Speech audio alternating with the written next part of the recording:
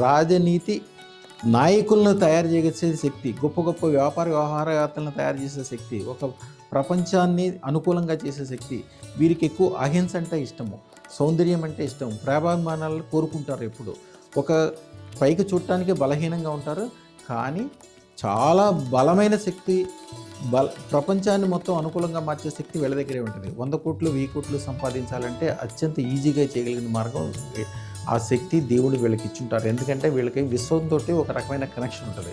వీళ్ళు మనసులో ఏదైతే తీవ్రంగా అనుకుంటారో అది విశ్వంకి వెళ్ళి విశ్వం దగ్గర నుంచి వీళ్ళకి పాజిటివ్ భావనలు వస్తుంటాయి. అందుకని వీళ్ళకి ఎవ్వరూ వీళ్ళని ఇబ్బంది పెట్టకూడదు. వీళ్ళకి అనుగుణంగా ఉన్నవాళ్ళు జీవితాంత వరకు సుఖంగా సంతోషంగా ఉంటారు. వీళ్ళని ఎప్పుడైతే బలహీనలుగా భావించి వీళ్ళకి అనుకూలంగా లేరో వాళ్ళు మానసికంగా బాధపడతారు. వీరు చదవాల్సిన మంత్రం ఓం నమో రజత సోమేశ్వరాయ మనోకామన ఐశ్వర్యం దేహి ప్రయచ్చ స్వాహ అని చంద్రునికి రాత్రిపూట ఆవు పాలని